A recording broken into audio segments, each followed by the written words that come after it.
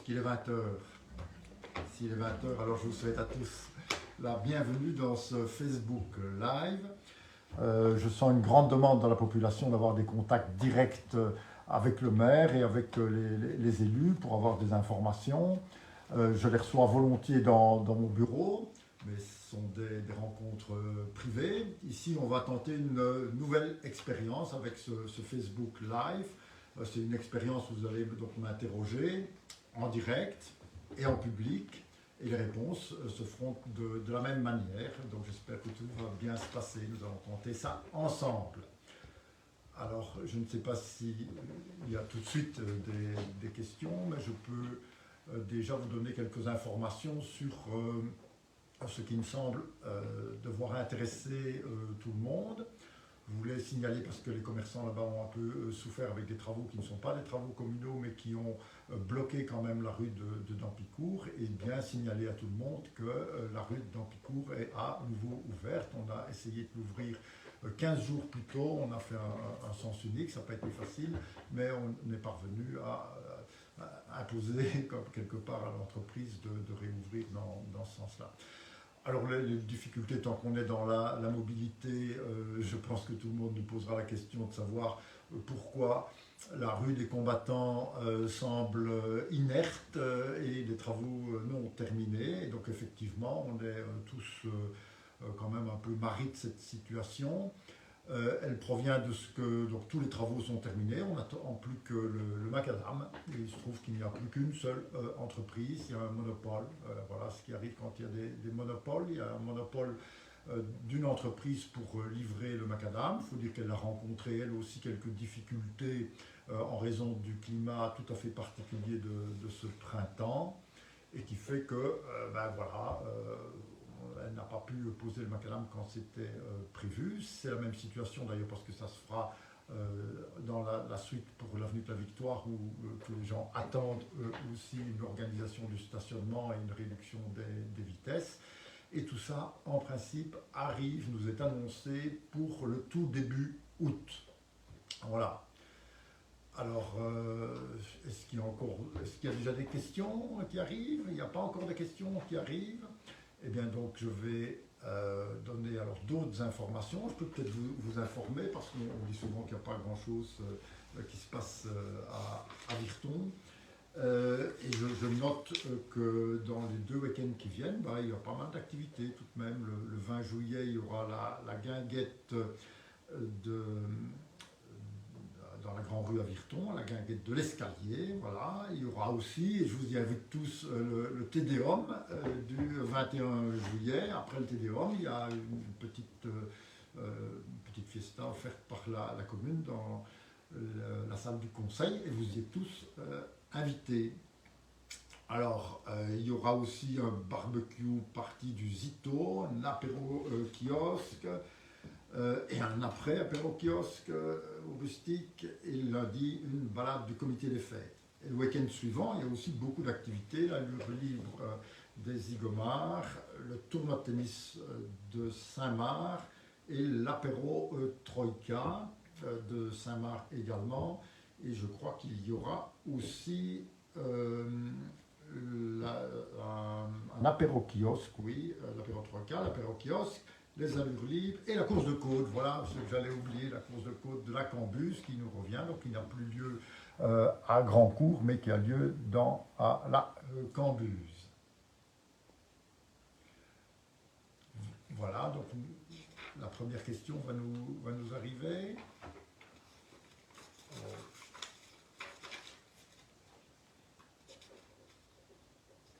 Donc je vais encore vous donner quelques autres informations communales.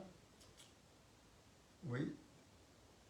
Ah, non, toujours pas de questions. J'espère que la technique et tout va bien, parce que c'est peut-être ça que vous ne savez pas m'atteindre.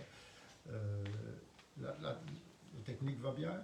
Ok, on me fait signe que la technique va bien. Bon voilà, on va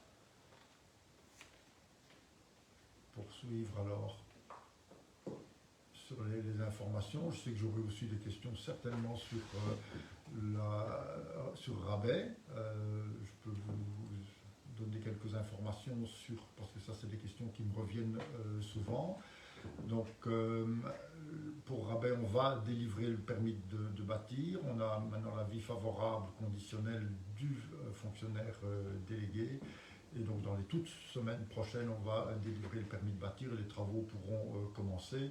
Je ne sais pas s'ils commenceront dès avant le printemps, ça dépend vraiment des entreprises. Mais en tout cas, au printemps prochain, les travaux commenceront certainement. Donc il s'agit de 140 lodges qui vont vraiment booster le tourisme. Et vous savez que le tourisme dans notre ville étudiante, qui est une ville étudiante et administrative, qui vit un peu moins hors période scolaire, c'est-à-dire les week-ends et pendant les vacances scolaires, eh bien cette activité touristique est vraiment tout à fait complémentaire pour une ville qui accueille 5000 étudiants. Alors je peux aussi vous informer des 2 projets qui vont être mis en œuvre prochainement, pour lesquels on va d'ailleurs aller rencontrer la population, je crois, la semaine prochaine pour leur montrer dans le détail ce que nous projetons de réaliser. C'est à la rue du Bosquet. La rue du Bosquet, vous savez, elle est assez détériorée, mais il faut savoir qu'en profondeur, il y a aussi de gros problèmes en ce qui concerne la conduite d'eau.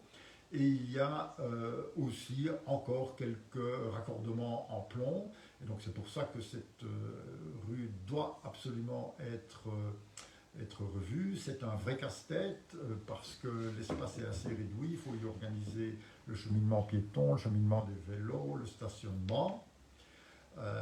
Et donc ce n'est pas si facile que ça. Alors l'autre route qui va être refaite dans le même temps, donc les travaux débutent l'année prochaine, c'est la rue de Mageroux, pour laquelle on va aussi aller présenter le projet. Il s'agit là aussi de refaire les conduites, en tout cas les raccordements en plomb, et d'organiser le stationnement et le cheminement piéton.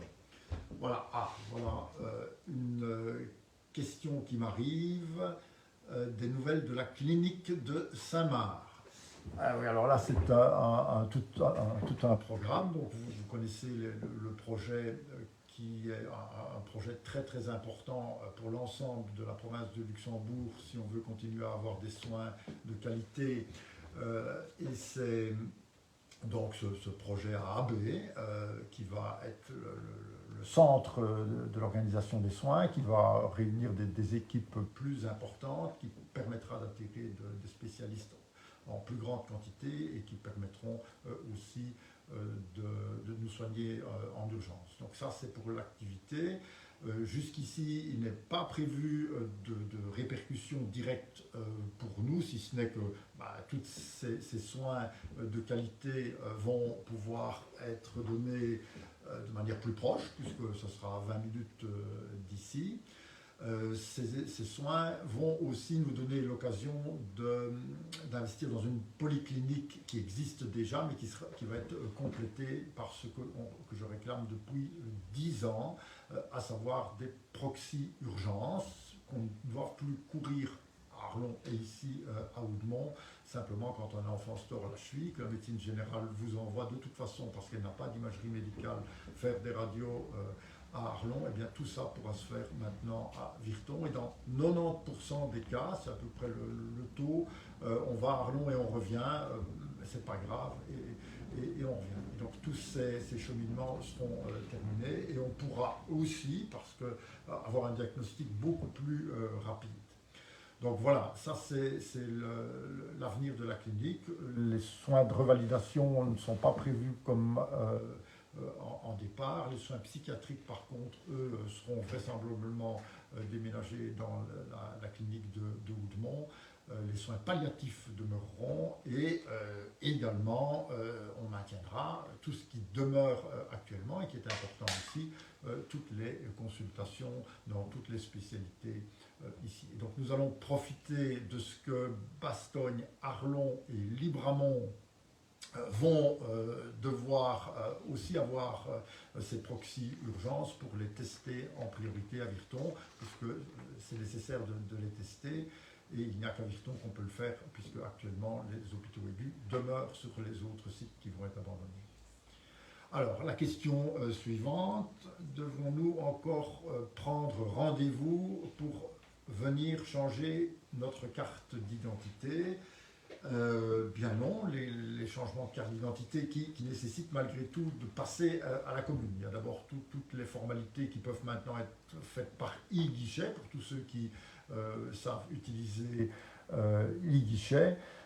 Eh bien, toutes ces formalités, toutes les autres formalités, par contre, pour tout ce qui est donc les cartes d'identité, les passeports, là, il est nécessaire de passer à la commune. Alors, on peut prendre rendez-vous, et les rendez-vous, c'est le matin, non, c'est l'après-midi, pardon, l'après-midi, le soir du jeudi et le samedi matin. Pour tout le reste, vous passez tous les matins pendant les heures d'ouverture et vous serez servi avec parfois, c'est singulièrement le cas, je le constate le vendredi matin parce que là il y a un peu plus de monde dans Virton, là il y a parfois des temps d'attente, mais donc vous ne devez pas prendre rendez-vous, que ce soit pour les cartes d'identité ou pour quoi que ce soit, le matin les portes sont ouvertes. Alors, Armand Prignon qui me pose une question, toujours concernant la voirie. Bonjour Armand. Quid de la route reliant Aide à la Tour, surtout concernant les bas-côtés très profonds et dangereux? Est-ce à l'étude? Si oui, quand et via quel procédé? Donc les bas-côtés, il y a des tas de terre qui attendent d'être placés à cet endroit-là, des tas de terre et de gravats pour renforcer les accotements parce que c'est les seuls travaux qui sont prévus, mais qui, je pense, sécuriseraient déjà très fort cette voirie, qui n'est pas conçue pour être une voirie de liaison, mais qui est de fait utilisée, donc il faut quand même prendre l'eau là où elle coule. Et donc, dès qu'on le pourra, on va renforcer les bas-côtés et on l'espère pouvoir le faire avec des gravats qu'on excave dans des travaux de construction. On espérait depuis longtemps le faire avec tous les gravats qu'on a retirés des travaux de conduite d'eau dans Aide, mais ça ne nous a pas été possible parce qu'on estime qu'ils sont pollués et qu'on doit les conduire à la Louvière, ce qu'on s'est refusé de faire. Voilà.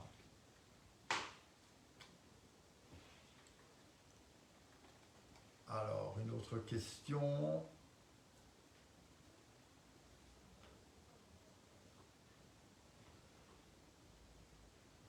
Alors, les proxys urgences, oui, donc je peux vous en dire plus sur les proxys urgences.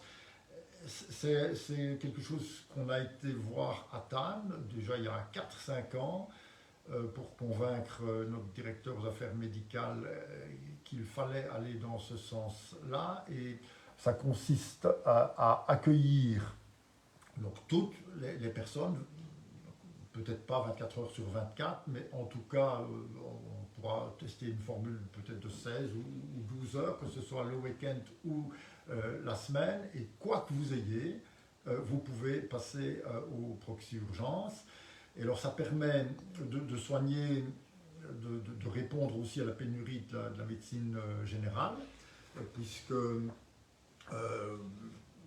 voilà, si vous n'avez pas atteint votre médecin généraliste, parce que lui est en rendez-vous et parce qu'ils ont moins de disponibilité compte tenu de ce qu'ils sont aussi surchargés, eh bien vous pourrez avoir accès à tout moment à cet endroit-là, y compris donc, pour des choses qui relèveraient de la médecine générale, mais qui aussi vont un peu plus loin. Si votre enfant, je vous le disais tout à l'heure, se tord la cheville, se cogne la tête par terre dans une chute grave, eh bien, nos 5000 étudiants, par exemple, hein, ils doivent se faire accompagner par un éducateur pour aller à Arlon. Ils vont perdre souvent une demi-journée. C'est la même chose pour des ouvriers qui se blessent à l'usine. Dès qu'il faut une suture, dès qu'il faut une radio, et puis souvent on y va, et puis on constate, bah, c'est pas grave, vous pouvez rentrer chez vous après qu'on ait fait un petit plâtre. Et bien même tout ça pourra se faire à Virton.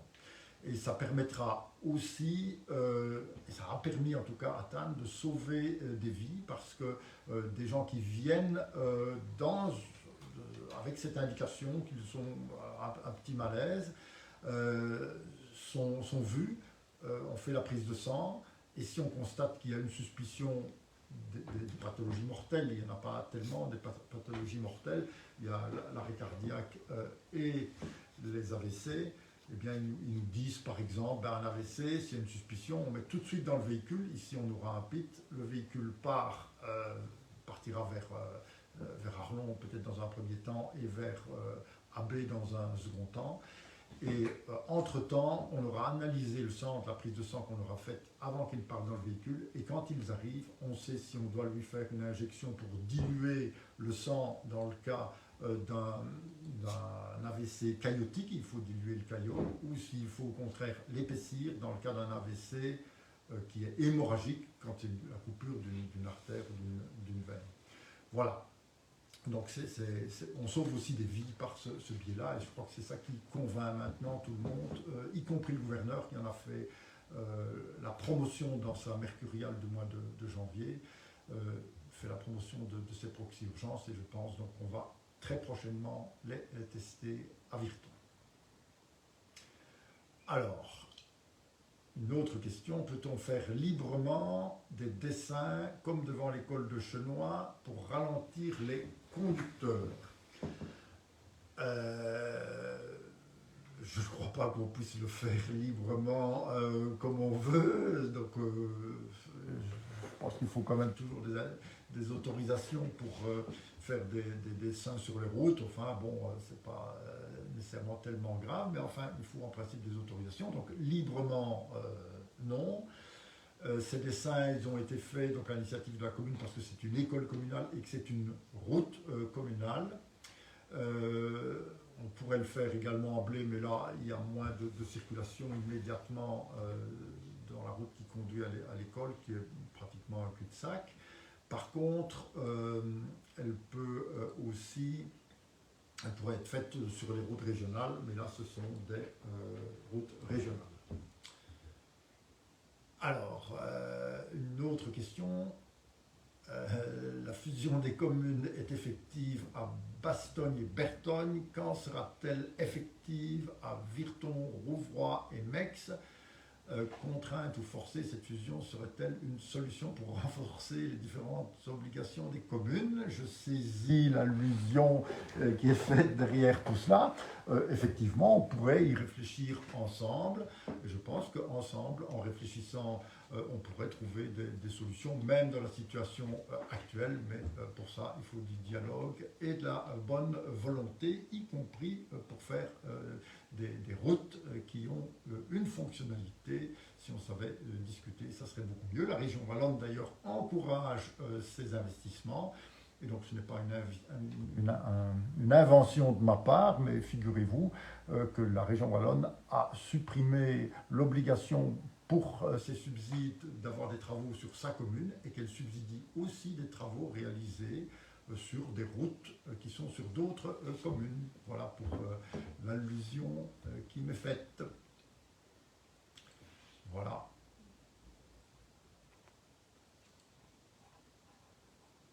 Je ne sais pas s'il y a d'autres questions. Alors pour la fusion des communes, c'est quelque chose qui est plus général. Je pense que l'opposition vient généralement des plus petites communes qui souhaitent garder leur autonomie. Mais pour Virton, c'est évidemment possible.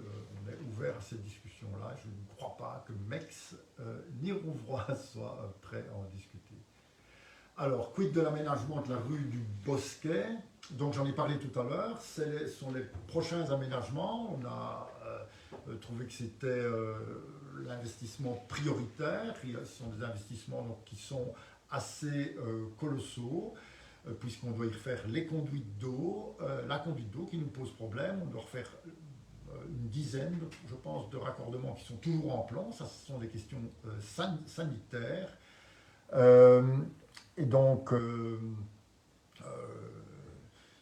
et on va évidemment aussi refaire des trottoirs. Donc l'option, c'est de faire 2 trottoirs de chaque côté de la chaussée, de réduire la largeur de la chaussée, d'aménager quelques stationnements qui ralentiront la circulation, mais qui seront aussi protégés par quelques aménagements, de telle manière que les gens ne garent plus sur les trottoirs. Il va enfin y avoir un cheminement piéton correct pour faire le bas de Virton jusque l'école de Chenois. Alors, quand de l'éclairage public, à nouveau le week-end pour les jeunes qui sortent. Alors,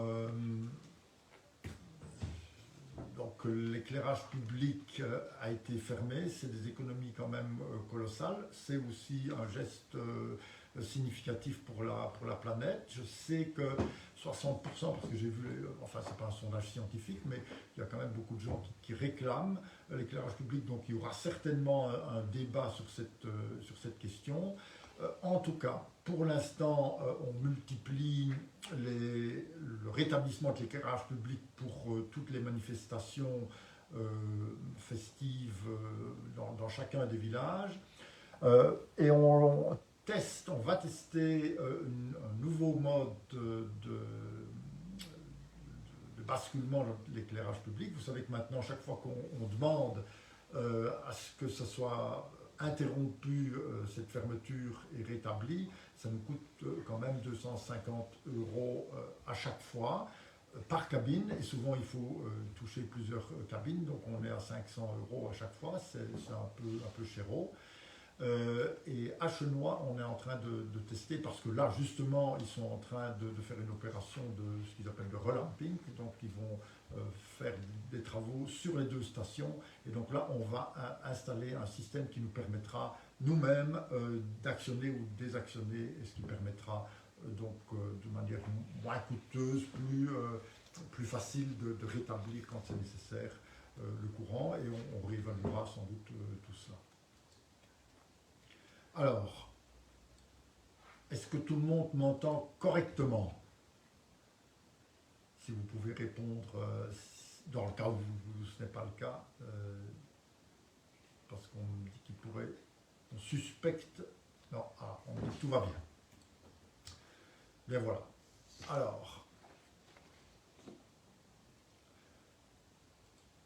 Alors pensez-vous enlever les bacs à fleurs à la rue du Bosquet? C'est Marie Douette qui nous pose cette question.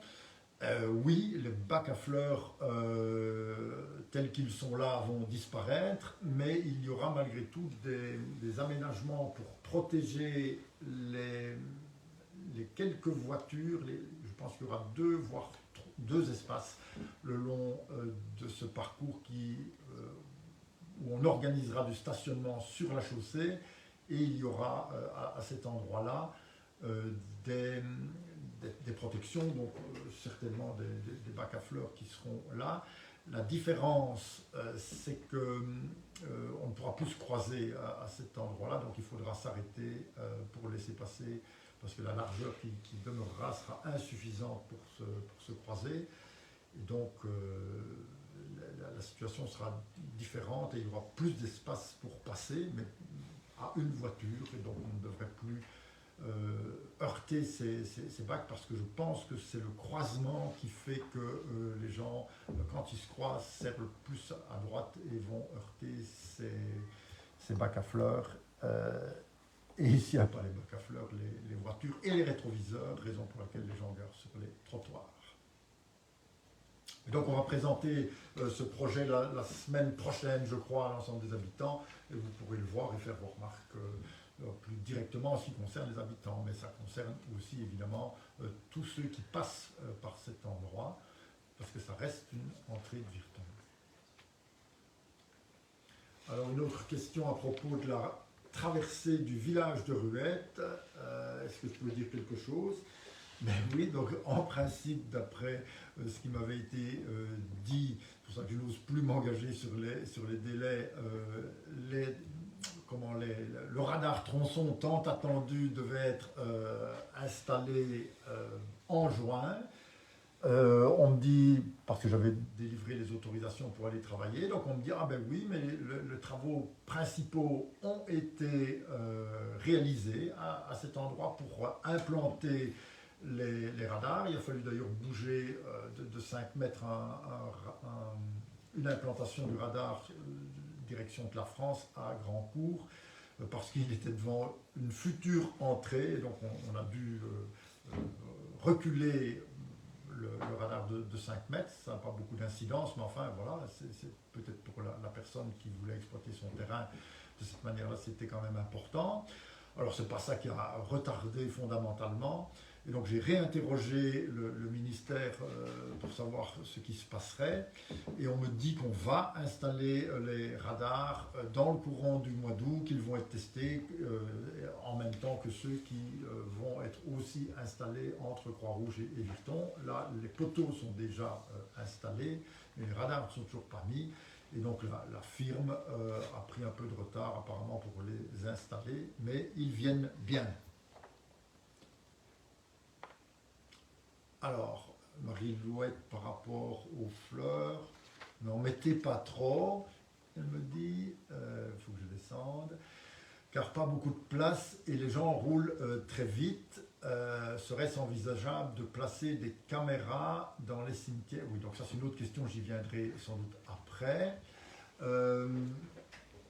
Donc les bacs, oui, on va en discuter. Je ne crois vraiment pas qu'il va y en avoir beaucoup. Je crois qu'il y a 2 endroits où il faudra protéger du stationnement, au maximum 3, mais il faudrait que j'ai les plans et qu'on les revoie ensemble et donc les gens roulent vite, mais ils vont être obligés de s'arrêter devant les bacs, puisque, comme je l'ai dit, il n'y aura pas de croisement.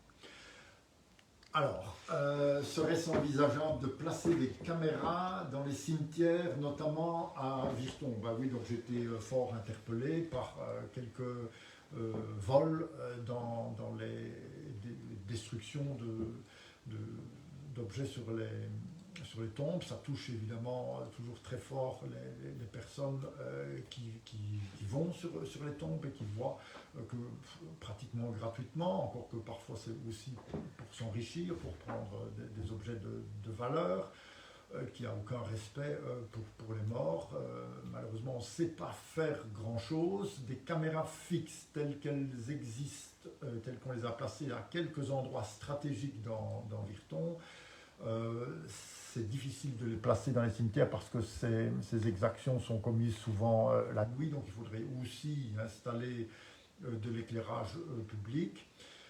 Par contre, on peut imaginer, parce qu'il existe, nous disposons d'une caméra infrarouge, mais qui est destinée exclusivement, parce qu'elle a fait l'objet d'une subsidiation à la lutte contre les incivilités qui sont d'ordre environnemental, mais on peut imaginer qu'il y ait aussi une nécessité environnementale dans les cimetières et qu'on puisse l'utiliser en tout cas à l'entrée du cimetière, parce qu'il y a aussi des gens qui vont déposer dans le conteneur à l'entrée du cimetière, l'utiliser pour déposer leurs déchets. Ça, ce sont des infractions environnementales qu'il convient effectivement sur lesquelles il convient de lutter, et ce que nous allons faire. Et donc, je vais suggérer en tout cas qu'on utilise éventuellement cette caméra.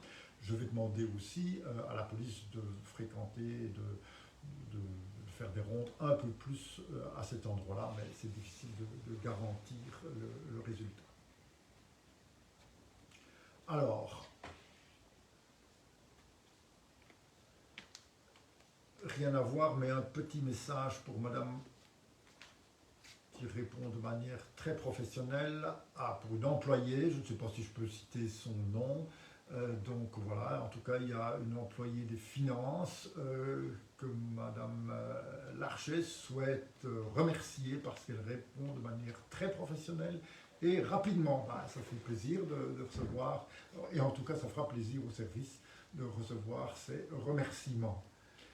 Alors Madame Larcher, elle demande aussi si les travaux à l'IMP sont-ils dans les temps, le timing est-il respecté? Merci. Alors l'IMP, on a plusieurs IMP sur la commune. Il y a l'IMP de Saint-Marc et celui de Aide. Je sais qu'il y a des travaux à Aide, des travaux importants qui sont réalisés par la province.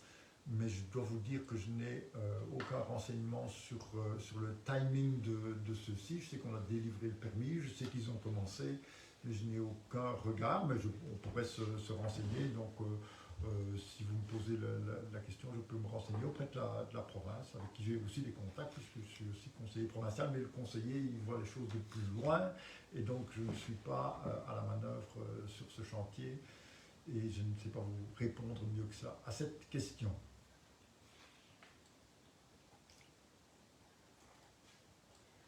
Voilà. Alors, en attendant la prochaine question, je pourrais vous dire aussi, donc je vous ai parlé de la rue de Majerou, pour laquelle on va avoir aussi une réunion avec les habitants la semaine prochaine. La rue de Majerou, on va la maintenir à sens unique, et on va aussi réaliser des trottoirs, refaire leurs vêtements, et aussi les raccordements en plomb qui sont nombreux. Les revêtements sont également assez en mauvais état. C'est une rue très fréquentée puisque c'est la rue qui dessert la haute école Robert Schumann. Et dans la suite, on fera aussi la place Van der Velde de telle manière qu'on ait un beau parcours. Je ne sais pas si vous avez été voir la rue Camille Barthélémy qui a été refaite et qui est assez plaisante et pour laquelle j'ai beaucoup de retours assez positifs.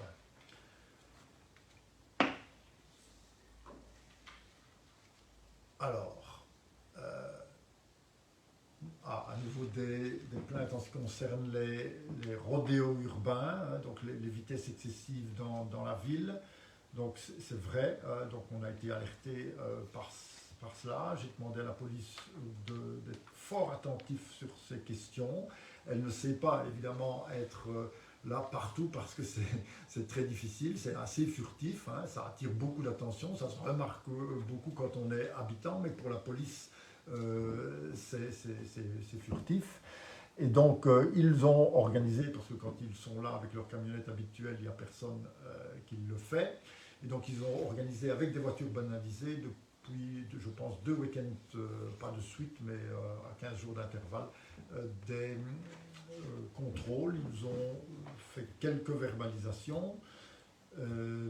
Et puis, il y a eu un autre épisode beaucoup plus sévère au moment de la Coupe d'Europe, où il a fallu sévir un peu parce que dans l'euphorie, certains s'étaient permis quand même des choses qui dépassaient un peu les limites de la joie bien légitime de certaines victoires. Et donc il a fallu un peu rappeler à l'ordre. Et j'ai montré qu'on pouvait aussi saisir des véhicules, les saisir administrativement. Et je pense que tout le monde a bien compris. Et j'espère que tout cela va calmer un peu les choses, bien que là aussi, il n'y ait pas de garantie absolue. Voilà. Alors, parler de la liaison Ravel-Deleuze, projet pour améliorer le développement démographique. Ah oui, donc on va d'abord parler de la liaison Ravel prévue de Deleuze. Oui, effectivement. Donc vous avez vu que des travaux ont commencé près du Deleuze, près de l'abattoir. Si vous pratiquez le Ravel qui va de Virton à Aeth, vous aurez vu aussi qu'il y avait une amorce d'une liaison. Donc ça, c'est des amorces en béton. Il reste maintenant à poser une longue passerelle en bois qui va donc relier et passer au-dessus de ces marais, de ces tourbes, passer au-dessus d'une fosse eau, au-dessus de la rivière, donc du Thon, et qui va rejoindre ce qu'on appelle le Val d'Aoué. Et tout ça va faire en sorte donc, que à la fois cette partie commerciale de la ville, mais aussi le quartier de maison sociale qui se trouve sur la gauche, et tous les enfants de ce quartier, du centre de Virton, vont pouvoir maintenant rejoindre à la fois l'Athénée, pouvoir rejoindre le centre sportif en direct, vont pouvoir aussi aller même plus loin, hein, à Saint-Marc, s'ils vont à l'école à Saint-Marc, ils peuvent même aller jusque Ruette, le village le plus éloigné en vélo et faire des promenades assez importantes, rejoindre le golf, même s'ils veulent aller faire du golf. Donc voilà, c'est un chaînon et une liaison qui est intéressante. Elle est d'autant plus intéressante qu'elle va être poursuivie début de l'année prochaine par un aménagement qui sera réalisé par la région wallonne sur cette liaison donc, du Val d'Away. Vous savez que ce Val d'Away est assez large. Il y a du stationnement qui est assez dangereux sur la droite quand on monte. Eh bien, les bandes de circulation vont être déplacées sur la droite et on va en profiter pour réaliser sur la gauche, donc du côté des commerces, une bande cyclo-piétonne. Je crois qu'elle va faire 3 mètres de large pour les cyclistes. Donc, exactement dans le prolongement de cette passerelle qu'on est en train de réaliser. Et ultérieurement, il est évident qu'il y aura une prolongation pour rejoindre les pistes cyclables jusque sur le dessus de Virton, près de l'Arboretum, etc. Donc tout ça, on pourra aller même jusqu'à Étal par ce biais-là. Alors, on nous demande comment nous allons encourager les gens à interagir via l'espace commentaire. Ah oui, non, c'est moi qui dois vous encourager à interagir via l'espace documentaire. Et la question, c'est un autre sujet, projet pour améliorer le développement démographique de la ville de Virton. Donc c'est Karine qui nous pose cette question. Donc pour encourager le développement démographique de la ville, il y a la première chose à faire, c'est maintenir Karine Rézibois. Donc voilà, bonsoir Karine. Donc la première chose à faire, c'est maintenir un niveau de service important. Vous savez que la ville de Virton a quand même un niveau de service extrêmement important, à la fois sur les commerces, différentes enseignes pour les moyennes surfaces, des commerces de toutes sortes, mais aussi l'offre de services de l'enseignement sur le plan sportif. Et donc, ce qui est important, c'est de maintenir cette offre de services et ces commerces. Et pour le faire, il faut absolument qu'il y ait de l'activité. Et donc, le tourisme, assez paradoxalement, est aussi une manière d'encourager. Donc, on pense que le fait qu'il y a 140 lodges qui vont se faire à rabais va permettre de maintenir ce niveau d'offre parce que les investisseurs pourront amortir tous leurs investissements, que ce soit un restaurant ou quoi que ce soit, sur 365 jours au lieu de 220 jours qui sont les jours scolaires, pour une ville donc étudiante et administrative qui vit assez peu les week-ends et hors période scolaire. Donc c'est très très important cette complémentarité qui va nous permettre de maintenir cette offre de services. Dans les offres de services, il y a aussi la piscine, il y a tout le reste, donc ça permet de rentabiliser ces investissements beaucoup mieux. Et donc, ça, c'est la première question pour maintenir. La deuxième question, c'est la mobilité. Donc, si on a des trains directs vers Luxembourg pour ne prendre que cela à des heures de pointe, tout de suite, on va pouvoir décoller. Donc, il faut qu'on fasse des pressions terribles sur les nouveaux gouvernements pour qu'ils nous fassent une offre de transport par train bien renforcée. Et puis, seulement après, il y a des gens qui vont venir davantage demander à y construire. Et là, on a une offre colossale qui est certes faite par un privé, mais qui est de plus de 600, et on parle même de 1000 logements possibles dans le sol Saint-Joseph. Donc là, on a des espaces, et des espaces très bien situés, à proximité de la gare, à proximité du centre-ville, et il y reste aussi des développements privés dans les villages pour ceux qui préfèrent les ambiances de nos villages.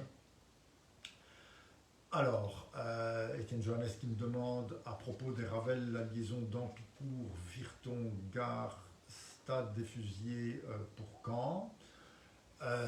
Alors, c'est très difficile de répondre à Caen parce que les projets, c'est tellement long, il y a des administrations, il y a des subsides, ça dépend tellement de niveau de pouvoir. Ce que je peux dire, c'est que nous, on l'a dans tous nos projets et qu'on sautera sur toutes les occasions pour le réaliser en collaboration avec avec Rouvroy. Nous avons déjà discuté et nous avons en projet, c'est pour ça qu'on a sauté sur cette manne de subsides, et c'est une de nos employés qui réalise un projet de liaison avec des subsides qui ont été donnés pour la liaison entreprise-Virton. Et donc il y a réellement un projet pour utiliser la voie de chemin de fer qui n'est plus utilisée, hein, il n'y a plus qu'une voie qui mène vers Burgos, donc utiliser l'autre voie pour créer une liaison cyclo-piétonne, oui, qui arrive au cœur de l'usine et qui arrive à l'endroit près du parc à containers, à Dampicourt. On traverse là le passage au niveau d'une voie qui existe. Et donc là, on a obtenu un subside de 600 000 € pour réaliser cette liaison. Et dans mon esprit, c'est l'élément déclencheur du reste. Et donc le reste viendra certainement un jour, mais je ne peux pas m'engager sur les délais. Alors, à propos des Ravel liaisons d'Ampicourt, alors Valentin Collin,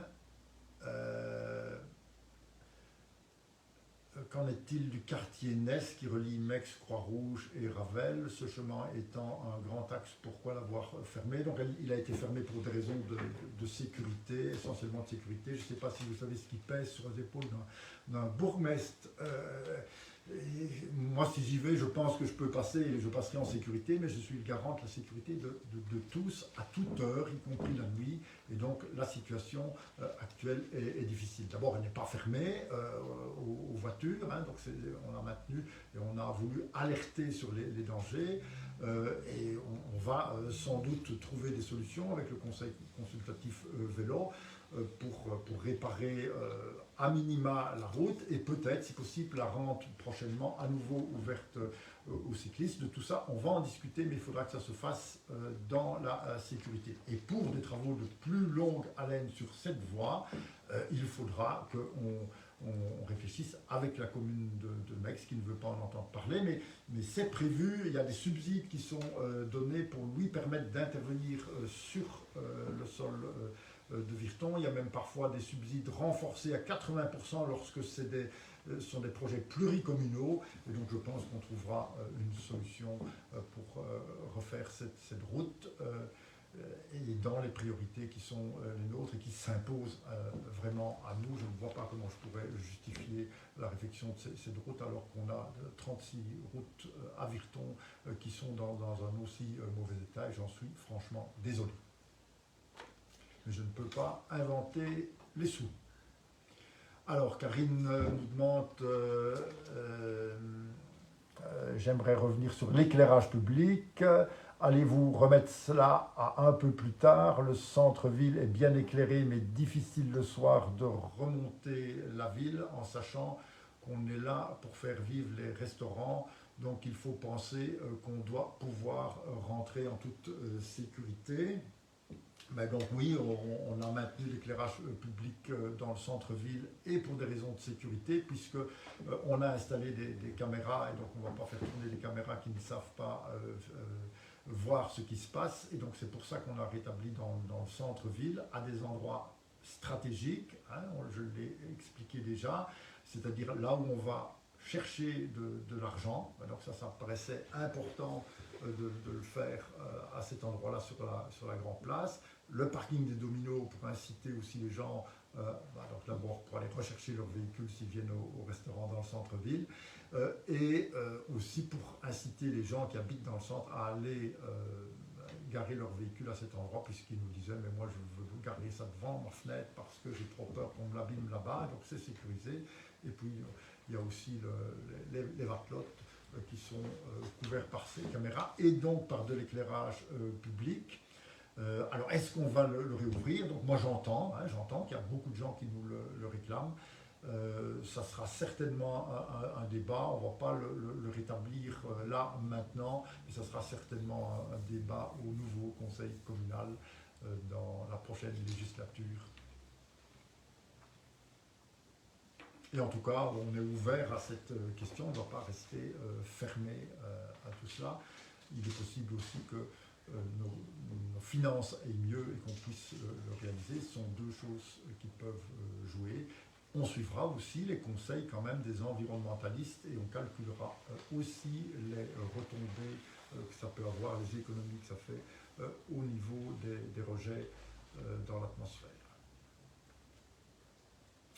Alors une question sur un sujet évidemment qui est fort prisé, qui est la propreté. La caméra environnementale a-t-elle permis de sanctionner? Oui, la caméra environnementale a permis de déjà sanctionner, je ne dis pas, mais en tout cas identifier, parce que la sanction ça vient souvent quelques mois plus tard, a permis d'identifier plusieurs dépôts et plusieurs auteurs.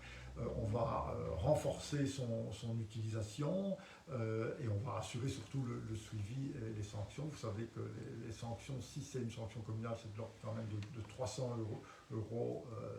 Donc les gens doivent quand même commencer à réfléchir. Je pense qu'on pourra aussi faire un peu de publicité sur les prises. Donc j'ai demandé à ce qu'on communique aussi quand on aura un peu plus d'expérience sur les chiffres des personnes qui auront été sanctionnées. Mais donc, non seulement il y a une caméra, mais il y a aussi un sanctionnateur, un constatateur, pardon, qu'on a engagé il y a 2-3 mois, qui a dû aller faire, non, il y a peut-être maintenant quand même plus de temps, je pense qu'il y a 6 mois, mais il a dû suivre des formations parce qu'on n'est pas constatateur environnemental sans une formation, donc il suit beaucoup de formations. Et donc il a déjà quand même commencé de trier beaucoup de sacs. Et vous savez, on parle beaucoup de propreté et on voit sur les réseaux sociaux énormément de dépôts. Et si on regarde sur les réseaux sociaux, la ville est très sale. J'ai fait moi-même un trail urbain de 10 km dans la ville. Et globalement, même s'il y a des endroits où c'est toujours des dépôts, etc., et donc il y a énormément de dépôts, je voudrais dire que la ville constate beaucoup de ces dépôts et les nettoie. Et donc chaque fois que vous voyez sur Facebook quelque chose qui est sale et on dit c'est sale, eh bien la ville vient et ce sont des tonnes de déchets qui sont ramassés toutes les semaines, peut-être pas une tonne toutes les semaines, mais sur le mois par la ville. Et donc voilà, c'est un vrai fléau qui est lié à des incivilités. Ce ne sont pas les ouvriers communaux qui salissent la ville, ils la nettoient très souvent. Et voilà, il faudra continuer à lutter contre ça. Je pense qu'on s'y emploie sérieusement en enlevant les déchets le plus rapidement possible quand ils sont là. Mais ils reviennent souvent aux mêmes endroits. Et c'est la raison pour laquelle il y a une caméra environnementale qui va être très efficace et un constatateur. Alors nous allons aussi engager, on cherche à engager un deuxième agent, donc gardien de la paix. Vous savez qu'on a un gardien de la paix qui pourra aussi jouer un rôle assez important peut-être dans la prévention, mais aussi peut-être des sanctions immédiates pour tous ceux qui jettent un chewing-gum, un mégot, un emballage en rue. Je pense que c'est aussi nécessaire. Donc on cherche à recruter, et donc il y a un recrutement qui n'a pas permis de le faire, qui a été lancé il y a quelques mois, on va en relancer un. Voilà, donc il y a vraiment une volonté et une action qui est menée sur ce point-là, mais il n'y a pas il y aura toujours quand même des dépôts. L'important c'est de les enlever et je peux vous assurer qu'on le fait. Alors, je suis d'accord avec vous,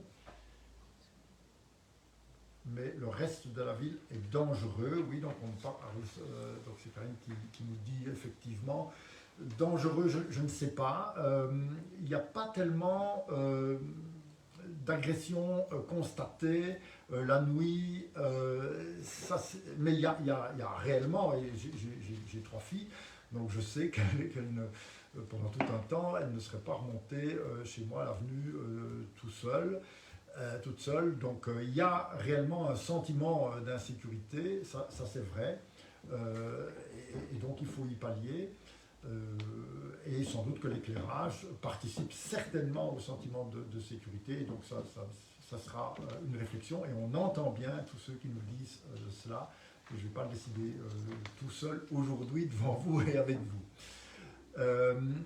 Ça doit faire l'objet d'un débat. Alors, pouvez-vous intervenir auprès des techs pour qu'il y ait plus de passages de bus, surtout dans les villages?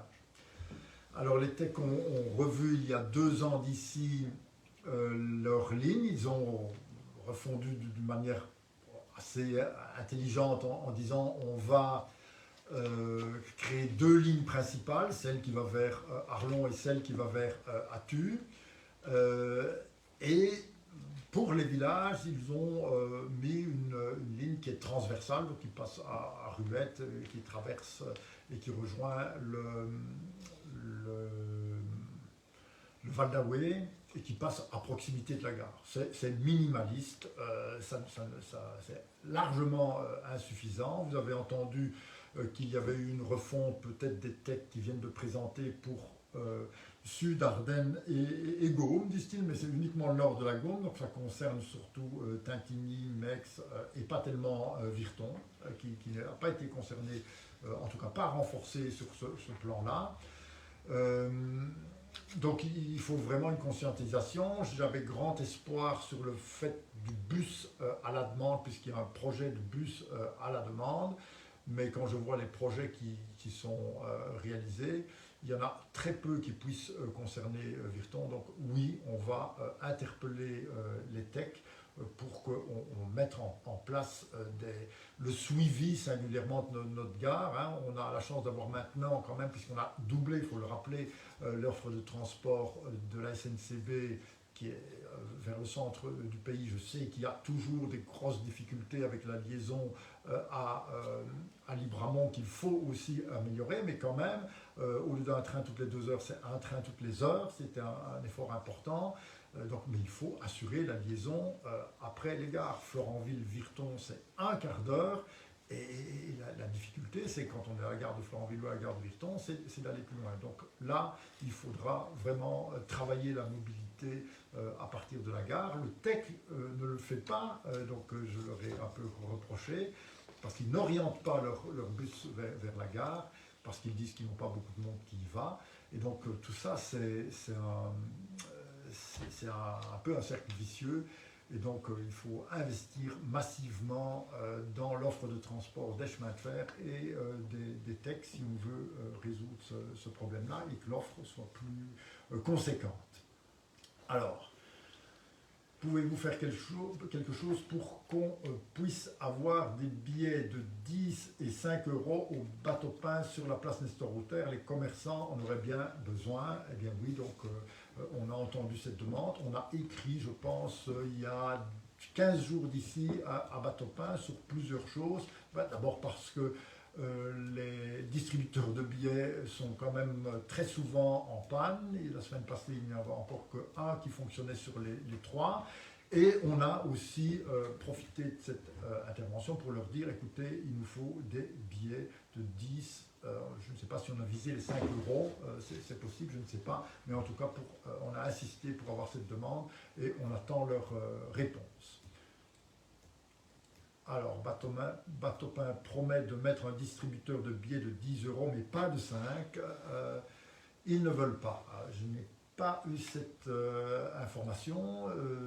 Peut-être que la lettre est arrivée en commune et que je ne l'ai pas encore vue, mais je n'ai pas vu de réponse de leur part à notre interpellation. Ils ne nous ont pas donné cette information, et donc j'espère qu'ils vont déjà mettre des 10, et si ce n'est pas le cas pour les 5, on insistera aussi pour avoir des billets de 5.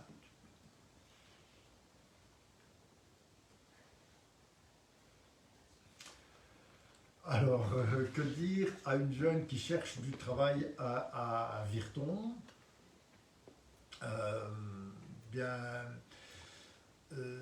À Virton, il y a d'abord, question pratique, il y a une maison de l'emploi. C'est la ville de Virton qui met à disposition tous les locaux et qui paye tous les frais de cette maison de l'emploi.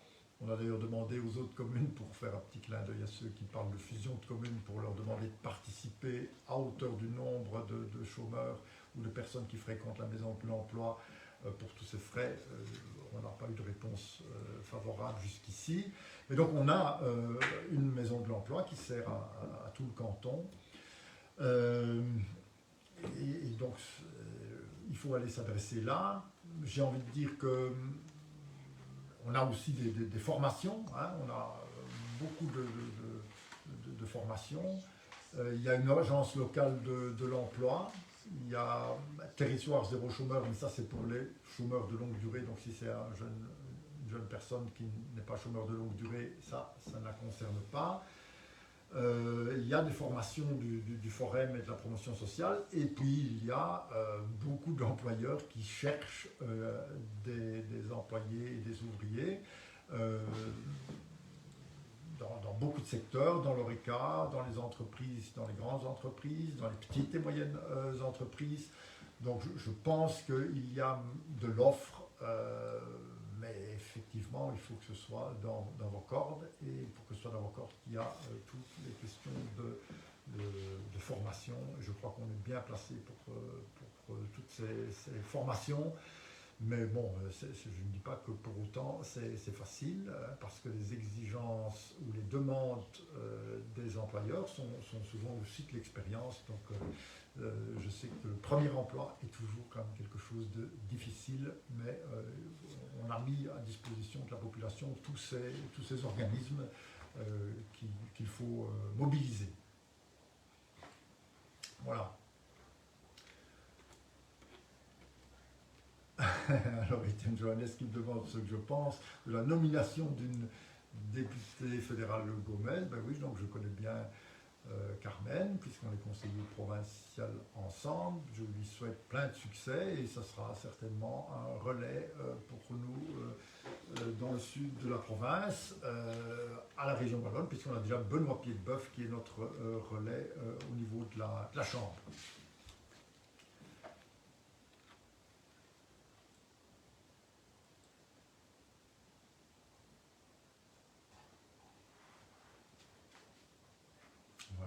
Alors, est-ce qu'il y a d'autres questions? On approche, je ne sais pas si on vous avait communiqué, donc moi j'avais prévu 1 heure. Moi je ne suis pas à 5-10 minutes, mais donc il est déjà 20h56, et je vois qu'il y a encore des questions, donc on va y répondre. Alors, comment amener plus de médecins généralistes à Virton? Donc il y a plusieurs solutions. On a beaucoup discuté avec les médecins, avec la province, qui a aussi une action sur ce plan-là, pour attirer des médecins qui veulent de plus en plus avoir une activité plus groupée. Donc, et on a vu aussi qu'il y avait des primes qui étaient offertes dans des autres communes. Donc on a agi sur 2 plans. Le premier plan, c'est une prime qui permet donc à nos médecins qui cherchent à avoir des collaborateurs chez eux. Il y a certains qui ont fait des investissements d'ailleurs pour les accueillir, avec des cabinets qui sont prêts à en accueillir. Et donc on leur donne une prime de 12 000 € en quelque sorte. Alors on n'a pas été dans la surenchère par rapport à d'autres communes qui vont plus loin, mais par contre on a été dans l'originalité en essayant de toucher des médecins alors qu'ils sont encore stagiaires. Et donc on leur a promis une prime dès avant qu'ils soient médecins agréés pour venir s'installer. Donc s'ils viennent en stage à Virton, qu'ils sont en stage à Virton, et qu'ils nous disent oui, je m'installerai à Virton, ils ont pour s'installer, donc au moment où ils en ont le plus besoin, déjà une prime. Donc ça, c'est une originalité de notre système de primes. On a aussi mobilisé des espaces dont on disposait et qui étaient apparemment très judicieux, puisque nous avons mis à disposition des médecins un espace disponible au Home L'Amitié. Et tout de suite, il a été occupé, et un des 2 médecins qui viennent de se déclarer et qui sont installés maintenant très récemment sur Virton et qui ont demandé la prime, eh bien un des 2 médecins s'installe au Home L'Amitié. La preuve, donc, que cet espace était adéquat et bien choisi. Et donc on va continuer, on espère aussi que l'autre cabinet médical privé va trouver quelqu'un à qui il pourra offrir et la prime. C'est eux qui vont aussi, qui sont les demandeurs et qui sont aussi en contact avec les facultés. Et c'est eux qui seront sans doute les meilleurs ambassadeurs pour attirer les confrères. Voilà. Alors, amener plus de généralistes, c'est aussi maintenir évidemment une offre de service à l'hôpital. Et moi, je pense que le fait qu'il y ait toujours une polyclinique à proximité et un service de proxy-urgence est de nature aussi à faciliter la vie des médecins généralistes. Voilà. Alors, il est 20h59. S'il n'y a plus de questions cruciales, on va mettre fin à cette première expérience. Je reste évidemment à votre disposition à la mairie dans ce bureau pour ce genre de questions, mais aussi des questions plus privées, enfin qui ne se posent pas en public. Donc je vous remercie tous d'avoir participé, soit en posant des questions, soit en écoutant. On va débriefer, voir si cette expérience était positive et sans doute qu'on va la renouveler très prochainement pour répondre à toutes ces nouvelles questions qui viendront. Je vous souhaite à tous et à toutes une très bonne soirée.